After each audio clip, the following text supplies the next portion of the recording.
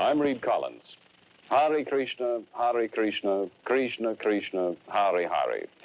A hypnotic rhythmic chant of 16 words has replaced LSD and other drugs for some in New York's East Village. On 2nd Avenue and 1st Street is a storefront in which a Swami has set up shop. There, his American disciples are learning about Krishna consciousness.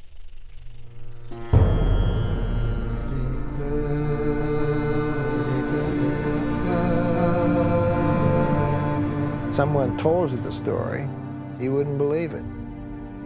Here he is. He's 70 years old. He has no money. He has no contacts.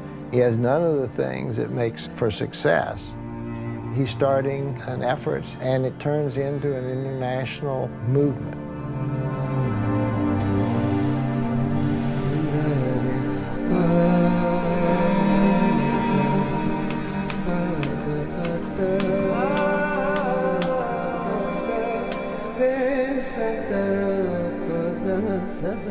I want to bring one revolution against materialistic civilization. That is my ambition, so that the whole world may be happy.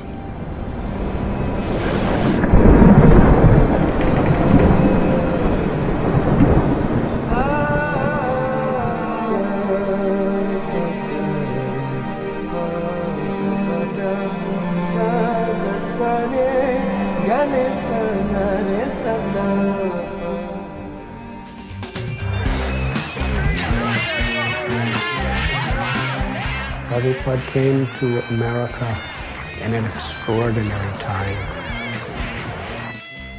All we say to America is be true to what you said on paper.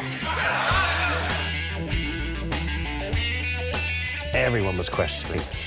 Everyone was searching for a better way of life. Turn on, tune in, drop out. Timothy Leary came along with the drug bandwagon, but that wasn't good enough. We wanted an alternate reality that wasn't drug-induced. And suddenly this new force from the East was coming in. People began to look towards India. There was a sense in us that the ancients knew something, that there was a goodness inherent in men, and there was a wisdom.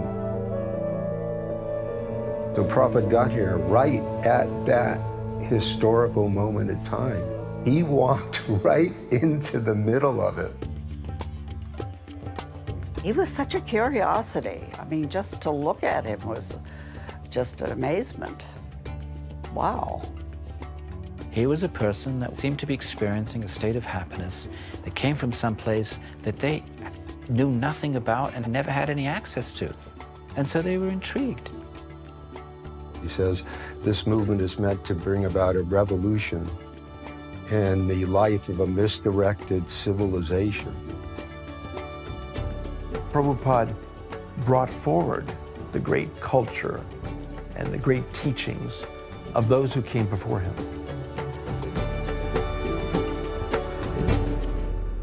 Everyone is thinking, I'm American, I'm Indian, I'm European, I'm Australian, but I'm not this body. I am spirit soul. If I see this person, this soul, struggling just like I'm struggling in my body, then all of a sudden we're family. And I have a reason to love you. That's deep. He challenged the very premise of our material life.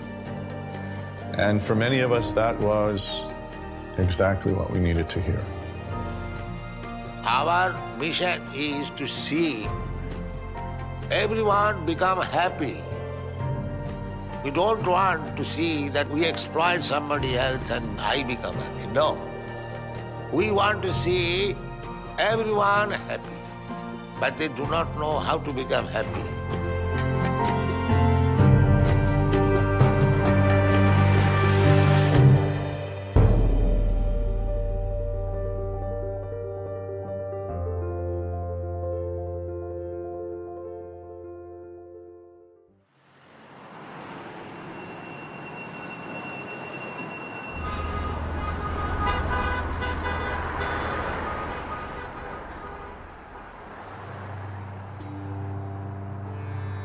I was simply loitering on the street of New York.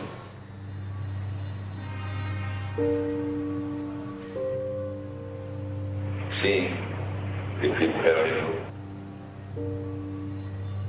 Without any friend, without any means, practically just like a vagabond actually.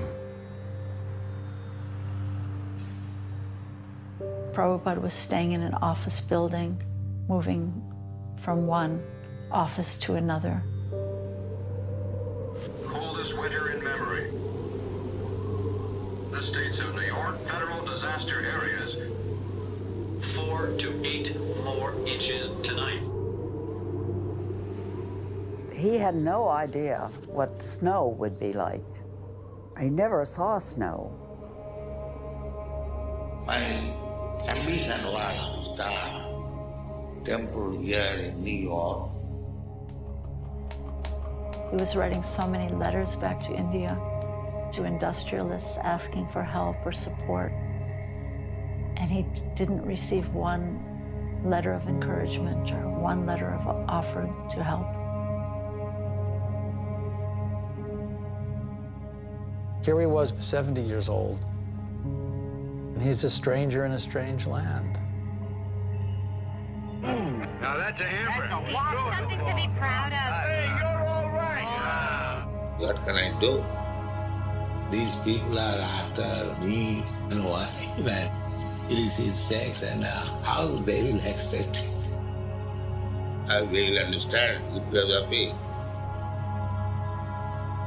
They will say, please go home. You have to imagine what it must have been like for him growing up in the 19th century in colonial India. The image of America was what was presented in Life magazine, and of this monstrous industrialized nation. Rugged individualism and questioning authority. To think about bringing a message of self-control, of minimizing needs, of love for Krishna, love for God, must have been daunting. And yet that's what he had to do. Having been requested by his guru, go to the West and speak Krishna's message in the English language, spread this teaching around the world.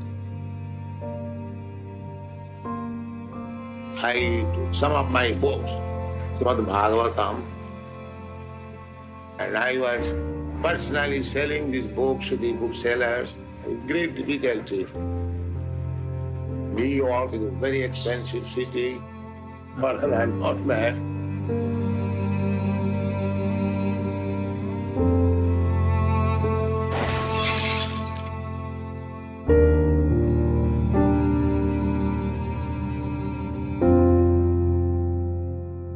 The whole stock and my typewriter, my tape recorder, everything was stolen.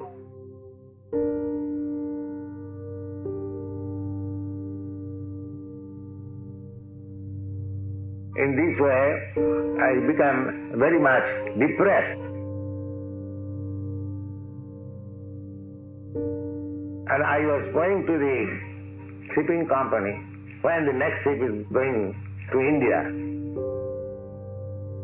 He did it 2 or 3 times. The clerk at the shipping counter, he asked him, well, Swamiji, you keep asking when the boat's going back, but you never actually go. I was not very much hopeful that I wrote one poetry. Krishna, why you have brought me in this country? What can I do?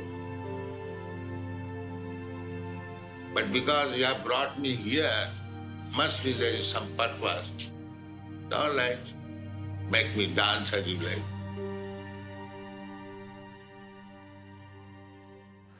Traditionally, Swami's yogis and masters all moved uptown to the rich and were sponsored and funded by the rich, and you would find Krishnamurti living in elegant apartments on the Upper East Side with drawing rooms and French furniture, and here was Bhaktivedanta like in the depths of Calcutta, where the hippies were and where the acid heads were and the freaks and the amphetamine heads and the meth monsters. So it seemed like he was actually bringing some kind of ray of song and light to the right place, the lower depths where it was needed. Rather than being a hippie, I was more of a seeker, a spiritual seeker, because I didn't have long hair and I didn't really identify with the alternative and revolutionary movement. But there was something inside me that was searching for something else. The way I first met Prabhupada was I was on a crosstown bus in Manhattan on Grand Street and ran into a person that I knew. And this person on a scrap piece of paper gave me an address and he said, "This is the address of an Indian Swami. He's lecturing 3 times a week and I think you should go there." When I first met Prabhupada, I was very impressed with the fact that he was elderly and that he was very learned and that he was alone. And that made me feel like I really had to help. I was wandering in the street and some of the boys saw me and gradually they came to me.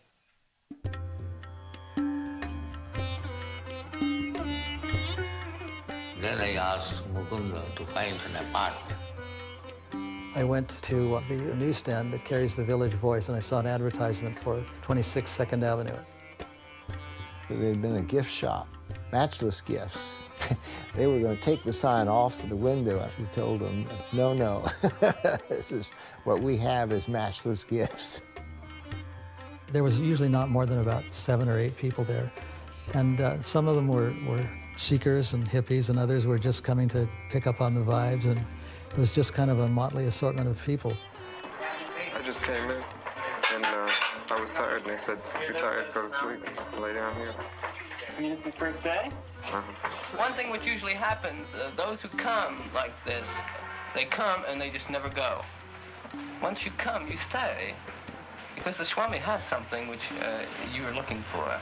They haven't got that peace and of mind or peace of the world which they are anchoring. We thought that Prabhupada was a sincere person, devoid of hypocrisy, which people, especially young people, really do not like. And we didn't see any evidence of hypocritical teachings in anything that Prabhupada taught or anything that was part of his persona. The marvelous thing about Prabhupada was that he was so, no other word but loving. He accepted them, he welcomed them into the temple. Plus, he could cook like nobody's business. You know, the food was a slam dunk. They came for love feast. And every Sunday I was giving nice food stuff, at least to 100 men.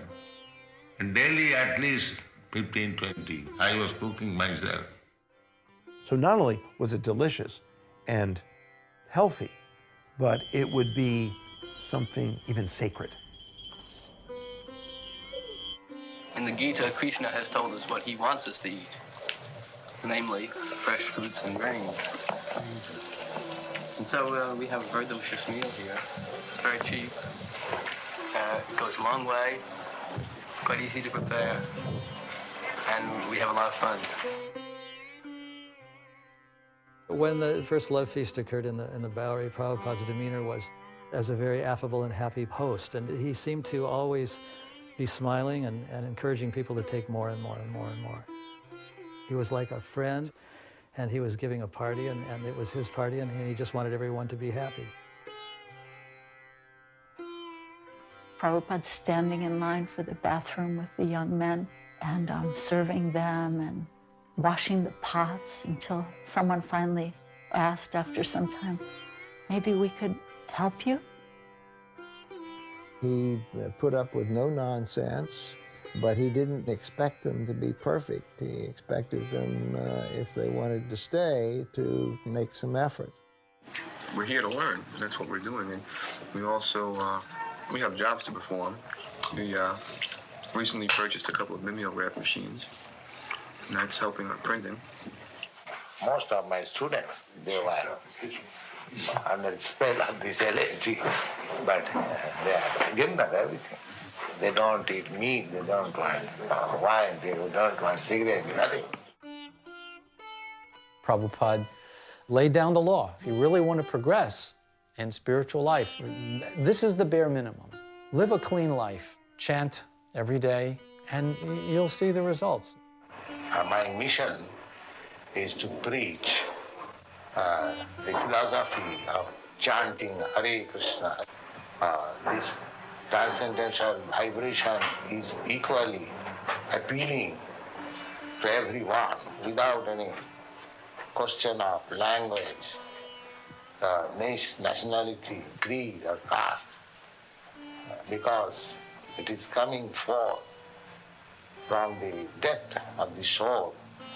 The first thing they did for us was give us our method of chant, which is so powerful that it will work for anyone.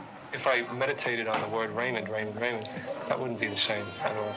The word Krishna is God. You're singing, you're dancing, your mind is fully engaged in thinking about God.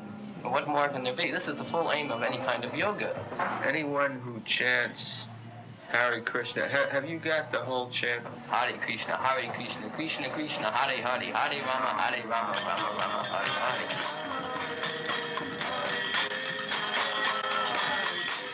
Some of the drug followers, they are functioning high on a low level, and we are functioning high, and we are functioning low on a high level.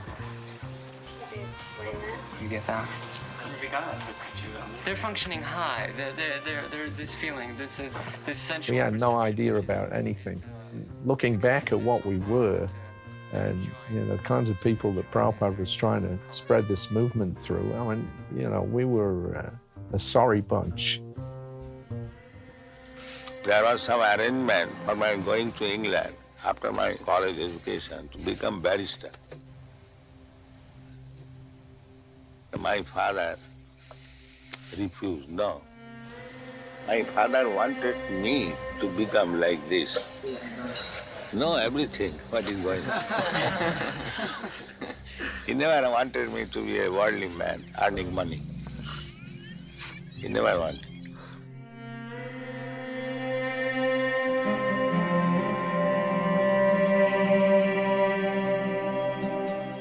We were sleeping, father was doing arati. Ting, ting, ting. Puja was his main business. I requested my father, Father, give me this deity I shall worship. So father purchased for me little Krishna, Radha, and I was imitating.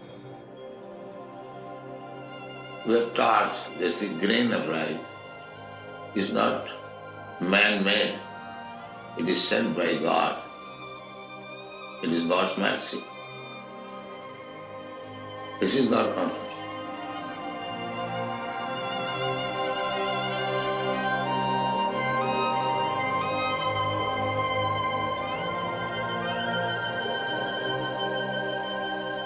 Historically, India is a place where it was the normal life for everyone to live in harmony with God's will. It was a culture where the focus of everything was so much in devotion to Krishna. That spiritual culture of India acknowledges that throughout history, humanity has always needed spiritual revival at different moments. 500 years ago, the pioneer of Krishna devotion, the great teacher, Sri Chaitanya, appeared into the troubled world of 1500s India. The movement of Sri Chaitanya was a movement of sacred sound, and people would gather in the street and they would sing and dance. Chaitanya decided to take his bhakti movement, his devotional movement, to all the corners of India. He had inspired thousands, if not millions of people to take up the chanting of the holy names of Krishna. And people were trying to understand, well, what is this revolution for? It was for equality of the soul, to understand that we are not these bodies, and that we are all brothers and sisters, children of God. Wherever there's life, there is sacredness. And in Sankirtan, all people, Hindu, Muslim, Christian, Parsi, everyone joined. And they're going street to street, entering in every house. Chaitanya Mahaprabhu doesn't say that you chant simply Krishna's name. If you have got your own God, And if you know his name and address, then you chant his name.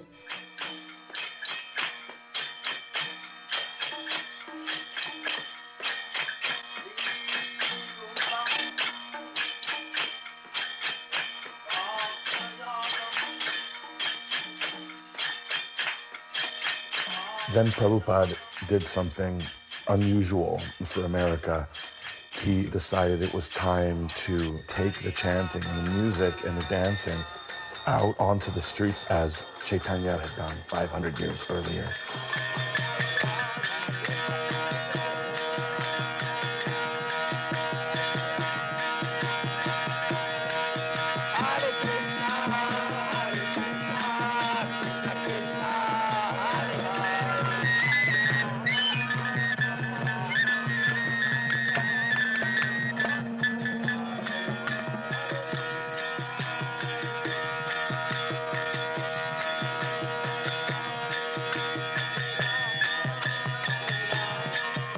They had never seen anything like him before.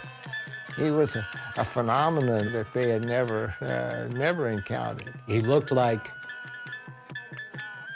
the Prime Minister of the galaxy. He was sort of forbidding looking, but when he left, he just took in the world. He was oceanic, and you just couldn't help laughing too.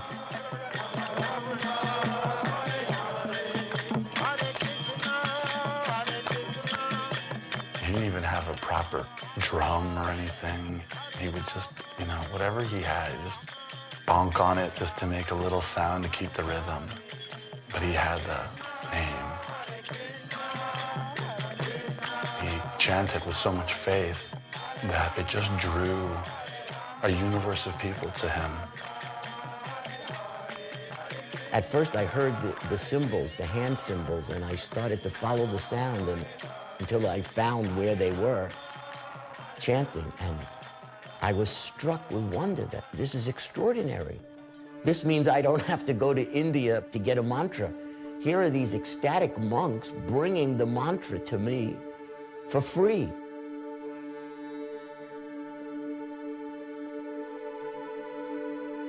Reciting the names of Krishna is a tradition that goes far back in India as a way, when recited repetitively with deep spirituality, pulls you into the sphere of Krishna himself.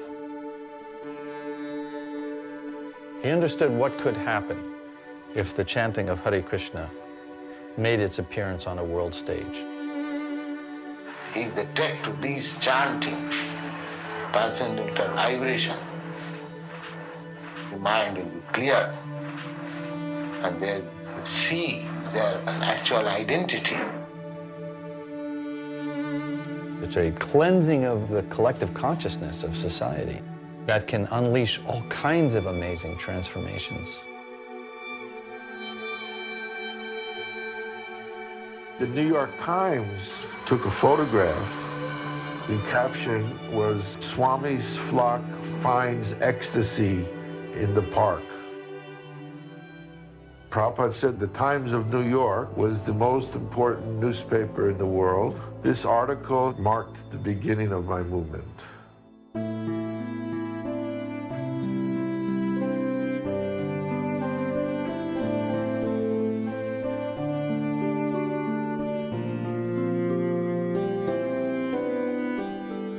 He asked me about my life, and I told him I had traveled all over Europe.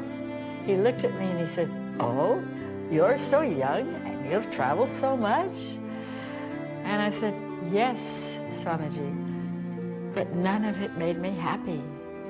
And he burst into a beautiful smile and said, "Ah, yes, that is required." I am very glad that Krishna has sent nice boys and girls to help me. I don't blame the hippies. They're disappointed in the modern system of education. They are searching after something sublime.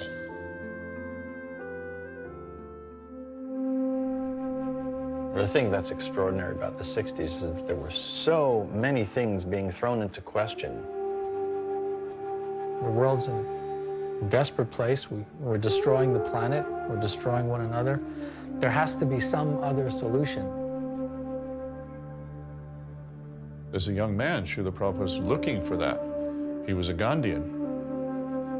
I was a student of Gandhi. In 1920, I joined the non-cooperation movement. Prabhupada had been attracted to Gandhi's movement because it was a nonviolent demonstration of protest against circumstances that were intolerable. But something happens when he meets his spiritual master, and he's reminded that there's another kind of revolution going on that's much more important, for a higher purpose, not a political end, but a spiritual end.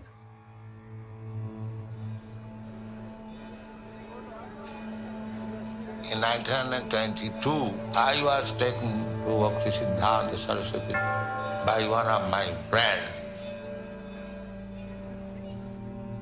Everything about Bhaktisiddhanta spoke to his spiritual gravitas. He comes from a line of spiritual teachers that goes back more than 5,000 years.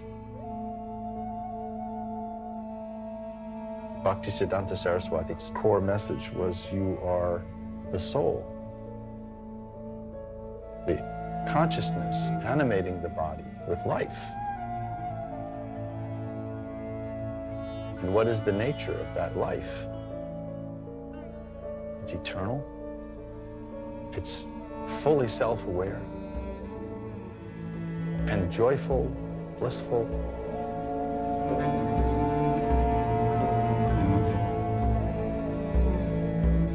He said, why don't you preach this message in the Western countries? This was a very ambitious thought, and Prabhupada understood how ambitious it was.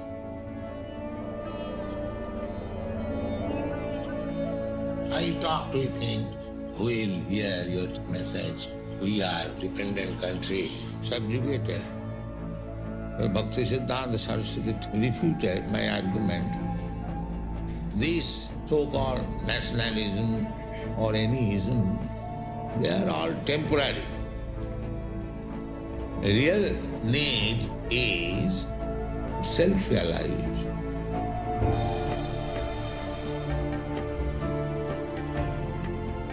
That's a universal message, and it's meant to be shared with the rest of the world.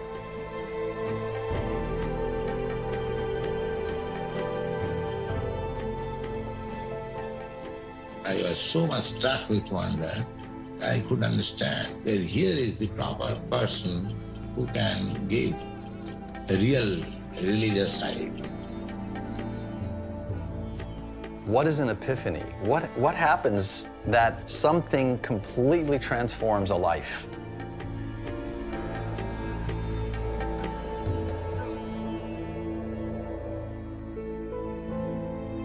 I would have immediately joined, but now I'm married. So many responsibilities, it will be injustice.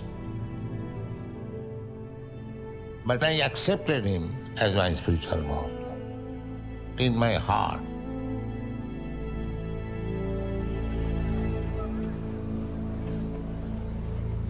At that time, I was running my big pharmacy. I was very well-known man as the proprietor of the pharmacy. My business was flourishing. Then there's another more urgent request from his guru, this time in the form of a letter. Try to preach whatever you have learned from me to people in English.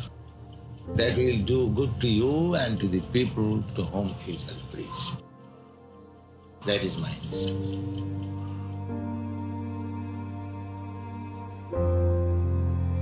And then he passed away in 1936.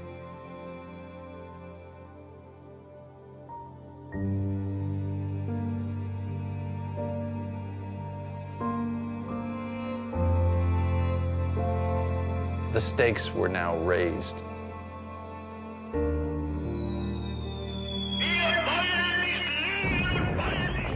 energies would become even more focused on making it happen one way or another, as impossible as it was.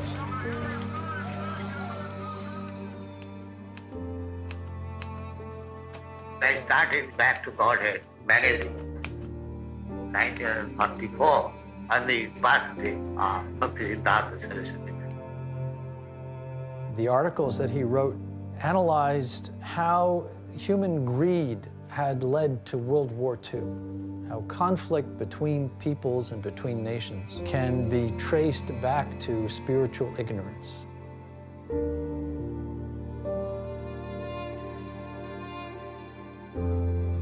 The fought, and so many died. And after death, there was no distinction who is Hindu or who is Muslim. The municipal men, they gathered together in piles to throw them somewhere.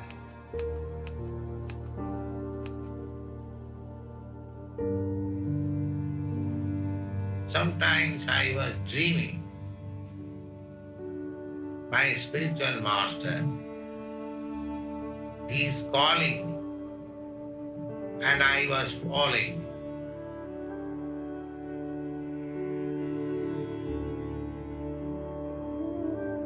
His children were grown and in school or married, and it was time. He finally accepted the sannyas order. Baba. Baba means father. I'm his son, he is my father. And I'm the last child of Prabhupada. Youngest and last. He was a man of personality and dignity.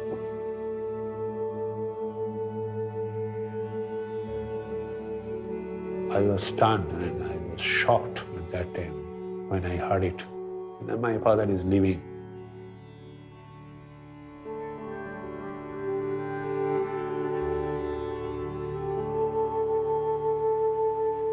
He advised me, please take care of your mother and your family.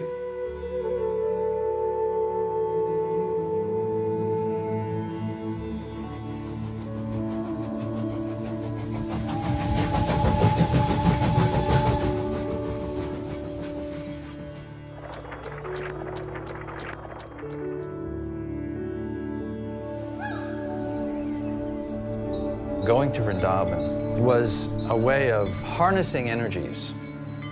He's there contemplating what's needed to bring Krishna to the world. This is very much a part of the Indian culture from ancient times. At the end of life, one will focus on the most important work of life, realizing who I am in relationship with the divine person.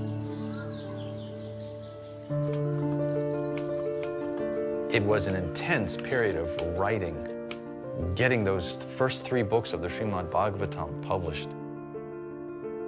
He was able to synthesize a vast library of Sanskrit wisdom texts down to their essence and transpose that into a language that people of the 20th and 21st centuries can understand. In this one text, the entire expanse of creation is described. This book has the potential to lead a revolution in consciousness, which he felt was the need of the hour. So after publishing 3 parts, then Guru Maharaj gave me indication that now you can start forever. Up till now, nothing has been done. So let me try at least. It is better late than never. He said that he would like to go to America. I was surprised. I said, Swamiji, don't go there. You are too old to go, and it will be too cold for you. I said, are you crazy? The old man, you are going to die. Who will look after you? What will you do then? Still he insisted. So I said, all right. So I made arrangement for him to go by Jaladuta. So we're talking with Swami A.C. Bhaktivedanta. Hello, Swamiji? Yes. What is the perfection of this life? The perfection of this life is to understand oneself. What I am. This is the beginning. Why I am suffering. If there is any solution of this suffering. So, know yourself. Yes. Know yourself. Yes.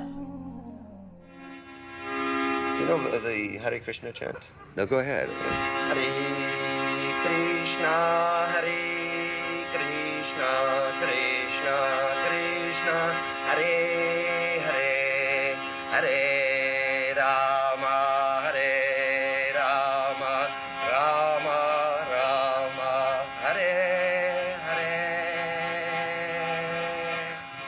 Hare. We were getting a lot of publicity. Alan Coleman came, wanted to make the record. There was a station, WBAI, alternative radio, the top show for interesting talk and alternative music. And one night, he played the record nonstop from 10 o'clock at night to 6 in the morning.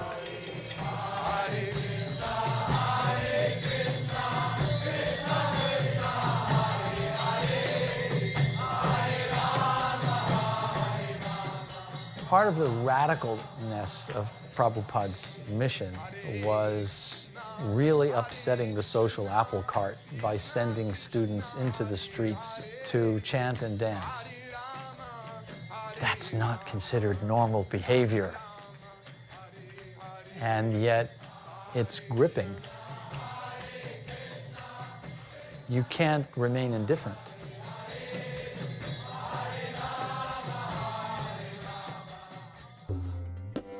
We used to make these leaflets called Stay High Forever.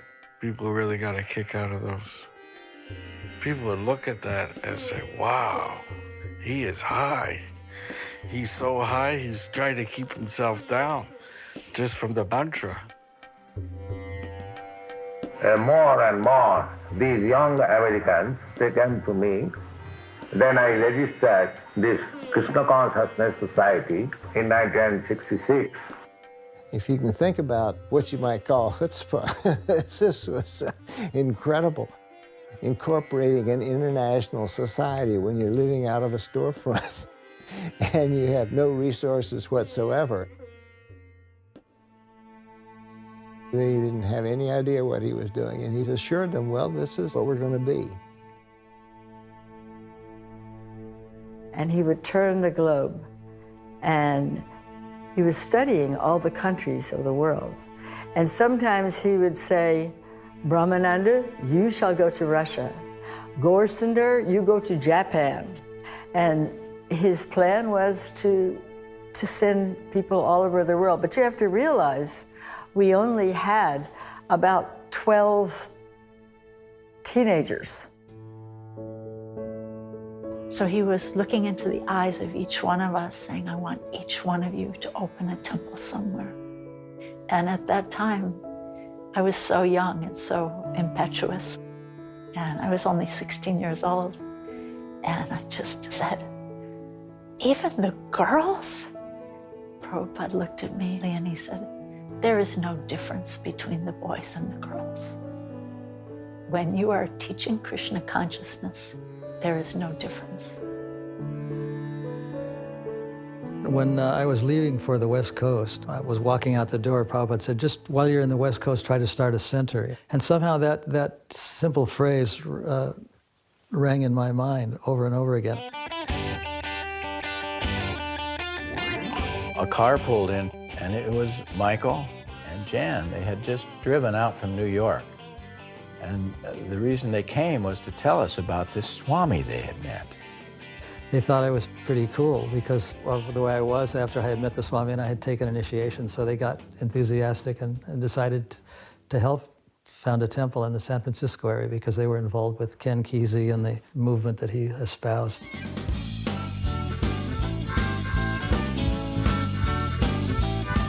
San Francisco in those days was the epicenter of the cultural breakthrough that we call the hippie movement now. And in this small neighborhood, suddenly there were over 100,000 young people. One of the wonderful aspects of the hippies was they were searching, they were seekers. They actually wanted something better than what was being presented to them. The Avalon Ballroom was an old-time dance venue, and every weekend they would hold rock and roll dances there.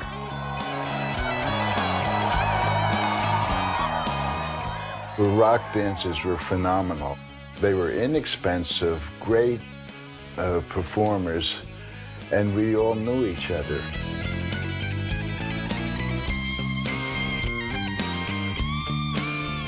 We had no money to find a place, an establishment for the Swami.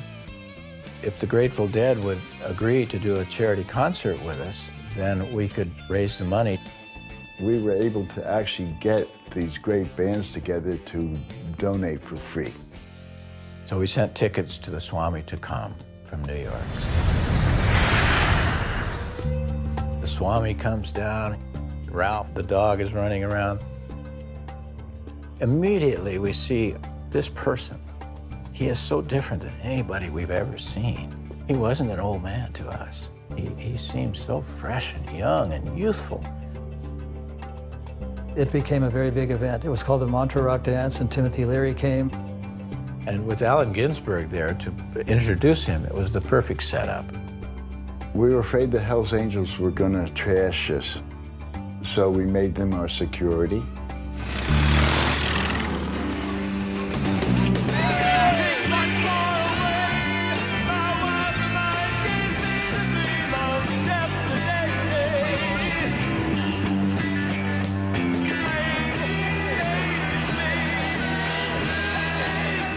The main thing of the evening was Prabhupada speaking, and he spoke before this huge gathering. And even though it was a Sunday night, the place was packed with people.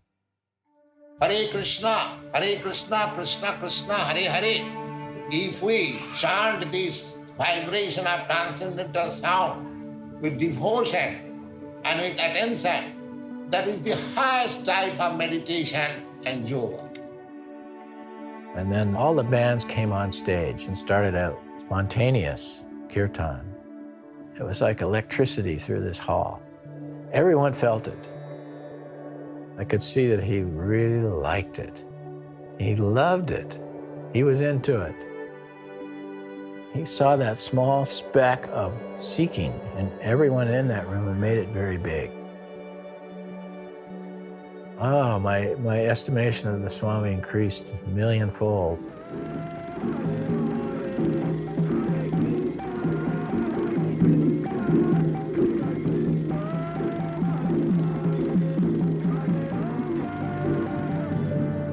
He embodied spirituality, and his disciples wanted it. They said, we want some of that. Whatever it is he's having, I want that. So this is the Guru. So many hippies were really in love with Prabhupada and in love with the devotees and considered Hare Krishna to be the hippie religion at this point. If everyone in the United States believed in Krishna to the extent that you do, what would happen to this country? How would it be transformed? Oh, they'll be very happy and peaceful. There will be no more hippies. What would you describe as a hippie? Someone who smokes. You know better than me. Something extraordinary. And he sat with us every day, morning and evening, telling us about Krishna and the philosophy. Prabhupada, who's Krishna? Krishna is a historical personality, but he is the supreme personality of God.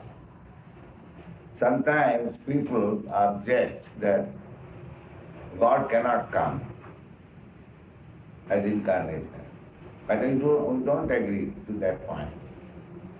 If we say that God cannot come, that means God becomes subjected to our order. He is so great and independent, then why he shall not come? If he likes, he can come. If he is actually the great, whatever he likes, he can. That is God's solution.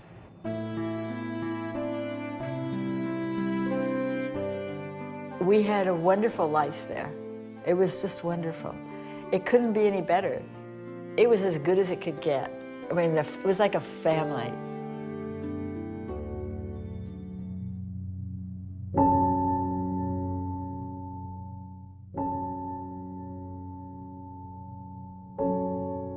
Then one day, he was trembling all over. Swamiji had a heart attack. He was, from all appearances, leaving this world.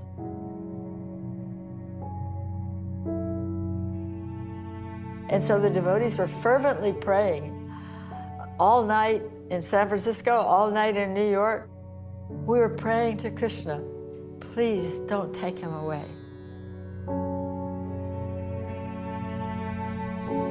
He's just come here. Please, we need more time. We never had the feeling that he was ailing and old, but that he was the leader of the movement, and we just depended on him. We couldn't imagine what life would be like without him. The heart was so weak. Health is broken. I was very sick. I thought, now I shall not exist. So let me go to Vrindavan and die there.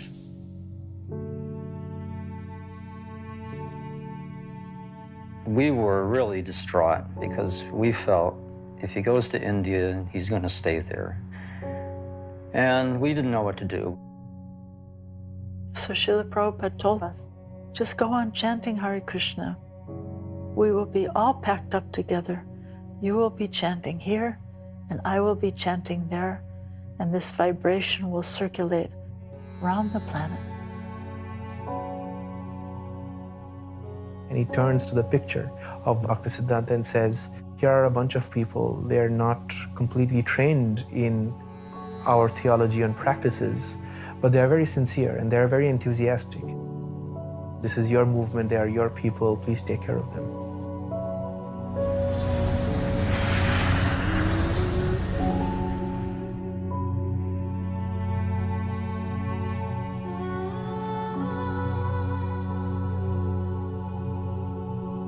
We were lost.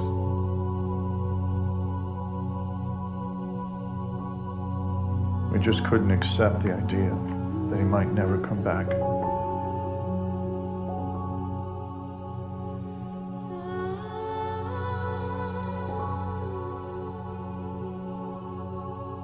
For 5 months we grieved.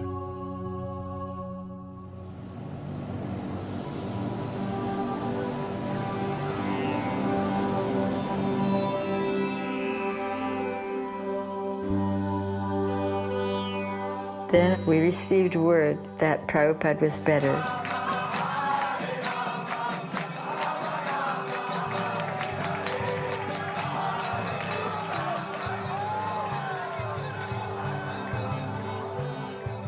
We got him back. Now we had to step it up. We had to learn as much from him as we could.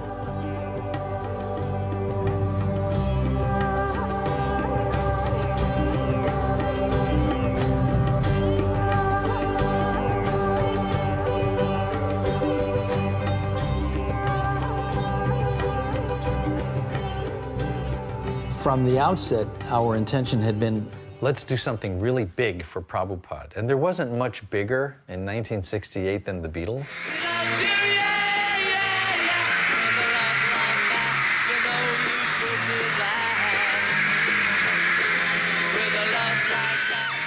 We got news that the Beatles had been in Rishikesh, in India, studying with a guru there. And then Life magazine came out with this huge spread. Their new records came out with all these songs about Eastern philosophy that we had loved so much. So I came up with this idea. Go to London and start a center for Prabhupada and meet these Beatles. The first thing that we realized when we got to England is that in order to stand out, for people to recognize us in this huge metropolis, we're gonna have to shave our heads. Up to that time, the thought of shaving my curly hair was atrocious to me. I didn't want to do it. Nor did we want to wrap these bed sheets around us. Yellow was the color, our first color. We just thought yellow would really stand out in London.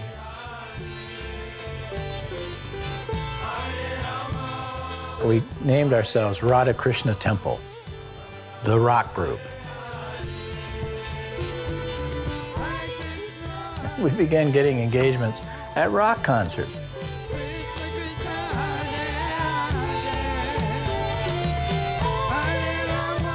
We used to almost daily go down to the Apple offices and give the staff and everyone there the food or books. Unbeknownst to us, George Harrison had got a hold of the Swami's record called Krishna Consciousness. And he told me later that he was listening to it almost every day. Through the Beatle experience, I'd experienced so many things and met so many people, but I realized there was nothing actually that was giving me a buzz anymore. I wanted something better. I remember thinking, I'd love to meet somebody who will really impress me. He had memorized the Swami's introduction to the album. He knew it word for word. As living spiritual souls, we are all originally Krishna conscious entities, but due to our association with matter from time immemorial, our consciousness is now polluted. In this concept of life, we are all trying to exploit the resources of material nature, but actually, we are becoming more and more entangled in complexities. One day I wound up in the Apple Records offices, and George Harrison was there. He saw me sitting in a group of people in the very back. He opened the door, walked through all these people, and came over to me and said, "Where have you been? I've been waiting to meet you." George came down to see us where we were living in our warehouse in Covent Garden. He so much appreciated the Hare Krishna mantra that he immediately said, let's make a 45 record. So we all went over to Abbey Road Studios, made that record, Hare Krishna Mantra. None of us had ever done anything like this before. Paul McCartney was there, and he volunteered to mix it from the control booth, and George played with us. He had a little sit-down harmonium with psychedelic flowers all over it. And then all the Apple staff who was there joined in the chorus. Hare Krishna, Krishna Krishna. It sold 70,000 copies the first day. Apple organized tours for us. We went to Germany and France and had television coverage.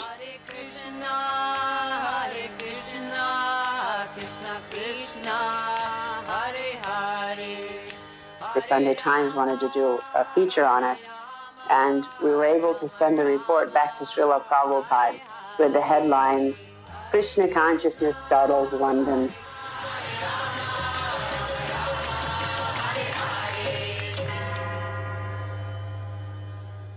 I became quite friendly at one point with Swami Bhaktivedanta, who formed the Krishna Temple. They'd call me up and say, come to the temple, the Swami's here and he'd love to see you. And I'd be like going through some private nightmare or something, and I think, how can I go to the temple? And I'm like this. But then I'd go, and I'd always walk out of there thinking, oh, thank you, Lord.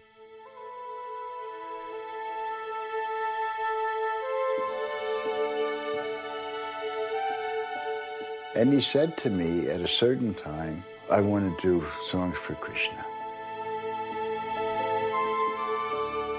We're backstage in Apple, and he says, here's this song, and he plays My Sweet Lord.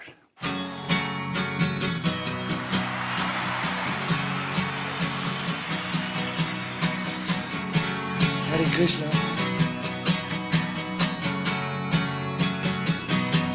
The music really was the key that opened the door into the yoga and the Vedic scriptures, which is really the foundation of everything. You know, it gave some sort of backbone to my life.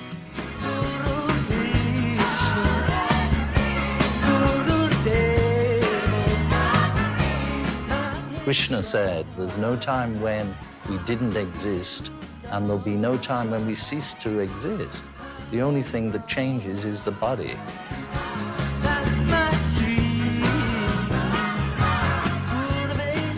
When George introduced this, it went worldwide.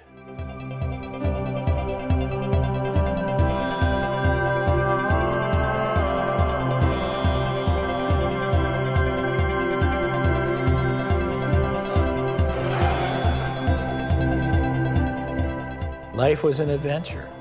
He'd call me in and say, we got invitations to Paris, Bombay, Sydney, and one just arrived from Nairobi.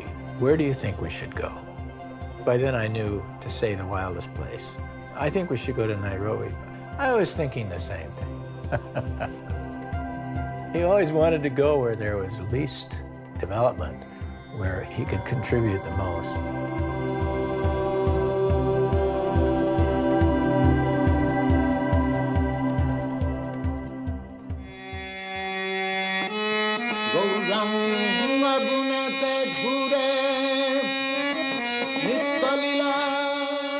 The energy that he displayed was unimaginable. I was in my early 20s and I could not keep up with him. And then around the late 60s to the early 70s, ISKCON just exploded. People were joining left and right.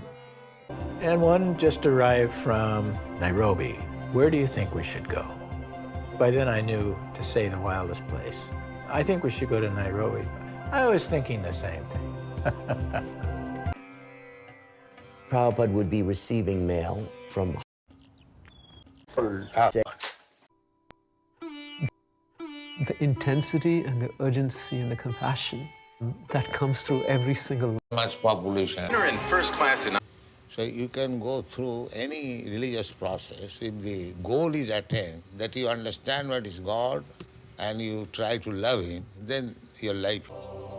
Any doubt. They'd go like this.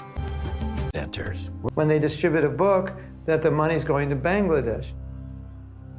In fact, Gisa.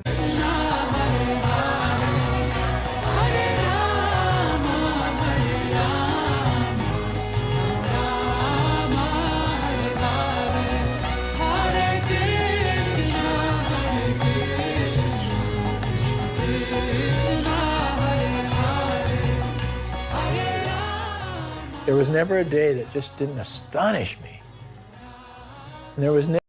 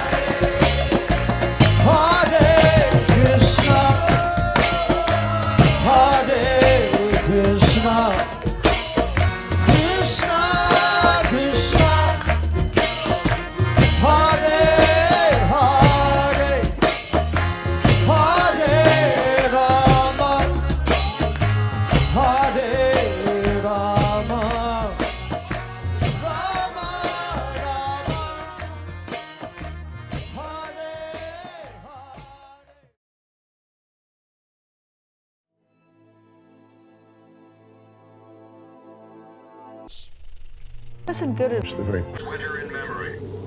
Imagine what times a week, and I think you should. Mind or peace of the world, which they are entering. We thought that Prabhupada was a sincere person, devoid of hypocrisy, which people, especially young people, really do not like. And we didn't see any evidence of hypocritical teachings in anything that Prabhupada taught or anything that was part of his persona. The marvelous thing about Prabhupada was that he was so, no other word but loving. He accepted them, he welcomed them into the temple. Plus, he could cook like nobody's business. You know, the food was a slam dunk. They came for love feast. You, and it will be Vaikuntha, there will be no more trouble. Thank you very much.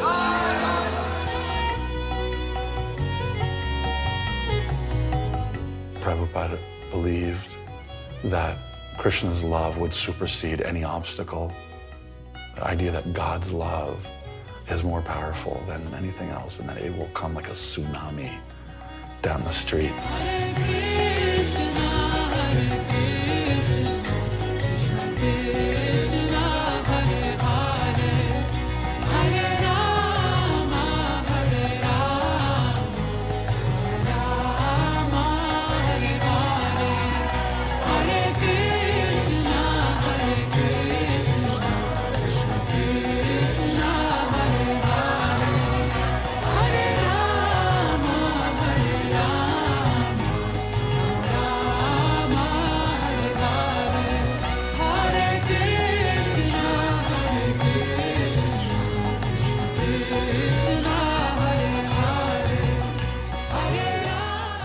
There was never a day that just didn't astonish me. And there was never a moment when I would walk up to his door to go in when I wouldn't just be totally full of excitement, that I never knew what was going to happen the moment I opened that door. Prabhupada was quite unlike any teacher we'd ever known. There was no gap between what he spoke and what he lived. He shared this particular love for his followers, and they shared love with each other. That is the heart of what holds his movement together. And that was his last request. If you love me, please work with each other, despite differences.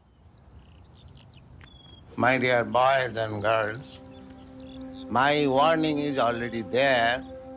I had a severe heart attack. So, the mission of Chaitanya Mahaprabhu is now in your hand.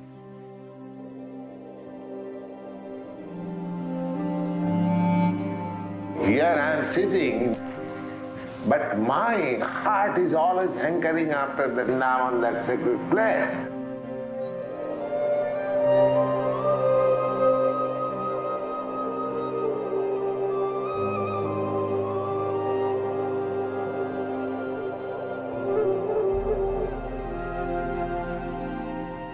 Was not at all disturbed in his consciousness by the breakdown of his body. You could see, here's a person that really understands he's not this body. I was there when he was still translating the Bhagavatam 2 weeks before he left the planet.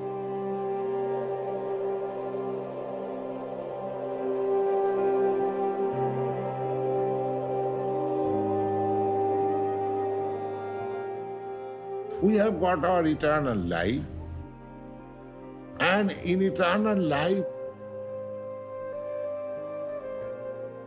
we have got immense measure of freedom, immense measure of power.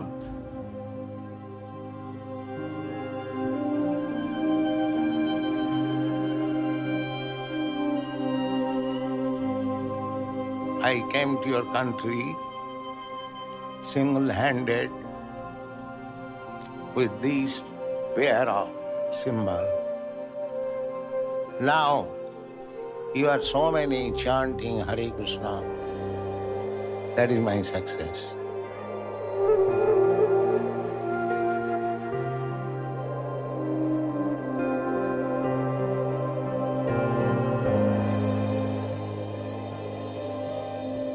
Everything is everything moving by the supreme desire of Krishna.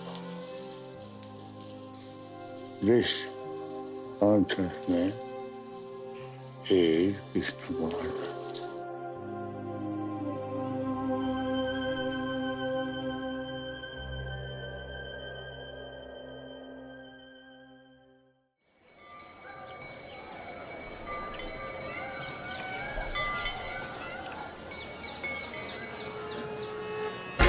Hare Krishna, Hare Krishna,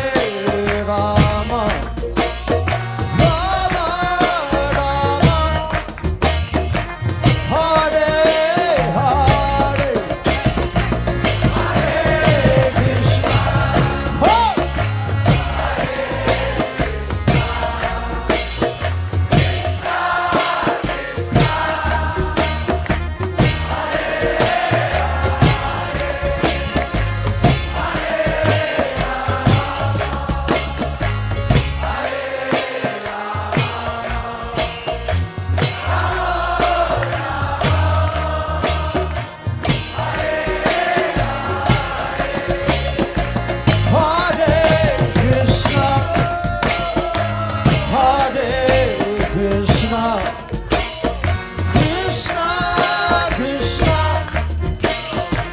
Hare Hare, Hare Rama, Hare